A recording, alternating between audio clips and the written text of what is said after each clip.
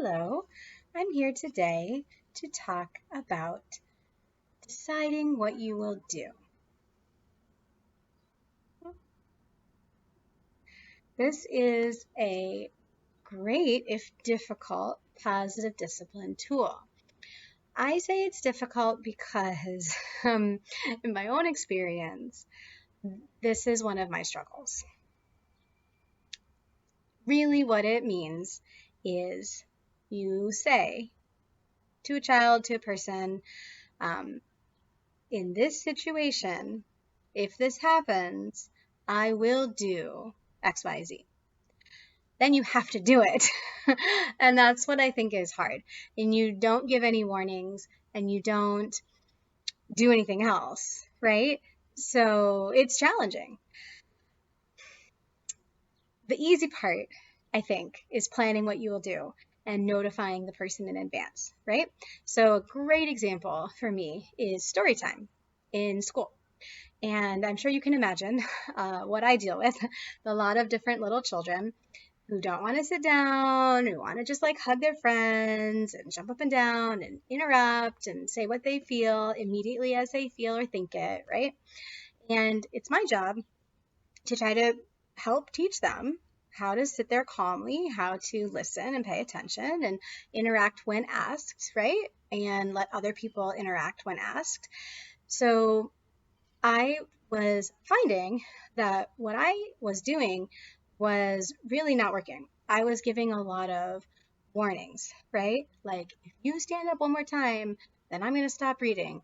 And what would happen? They would stand up again, they would do the same thing, and I'd look at them, whatever, and repeat the warning, and then they'd kind of maybe do a little bit of something and then sit down again. Oh, I promise I won't do it again. And I keep going, right? Things like that happened a lot. And it just served to make me feel really upset, me feel really disrespected, and like my time was being wasted.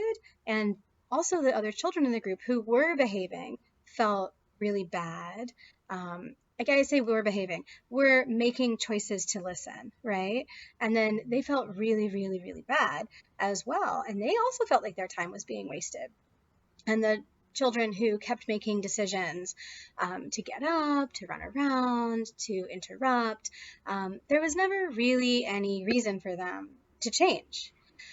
So I thought about it and I said to them, okay, I have a really hard time um, with interruptions, this kind of behavior, and I know other people in the circle do too. So when that happens, I'm going to be done reading. I'm going to stop for the day. And then I'll go do my work and I'll wait for you to be ready to go to yours. And they already knew like how to show me they were ready to work. We had talked about that, like, sitting crisscross or on your knees, quiet mouth, like listening ears. Like they knew all the ways to show me they were ready to have a story and to do their own work. So I felt comfortable laying that down. And so then the next time I was reading a story and the children who want to make those decisions to do other things, be disruptive, right? Stood up, started doing that. And I said, okay, I'm done reading. And, you show me when you're ready to work. So I did that, closed the book, I start working. And actually, for a while, kind of like carried on, like all the children sort of spiraled. And I just kept working and doing my own thing. And, they would say, oh, can we leave? Can we leave? Like, not until you show me you're ready. And then slowly they started to show me they were ready. And I would, I dismiss them to work as they showed me they were ready, right? So if one child calmed down, I said, oh, I see that you're ready to work. Why don't you go and, do whatever work that we had agreed upon or that I thought would be appropriate. And they went ahead and did it until, finally, eventually everyone is ready. So it's good. Like, I will say that that's not the last time that I had to do that, for sure. I still do have to do it, like, with the group, even if they know that and they understand the expectation, because people are excitable, right? And that's sort of what I'm when I corrected myself earlier, when I said, the children who were behaving, right, versus the children who were misbehaving, like, they're not really thinking, I'm going to make the decision to misbehave. They're just thinking, I'm going to make this decision to jump up and down or poke somebody or roll on the floor just because that's what they feel like doing. So I think this tool has really helped me.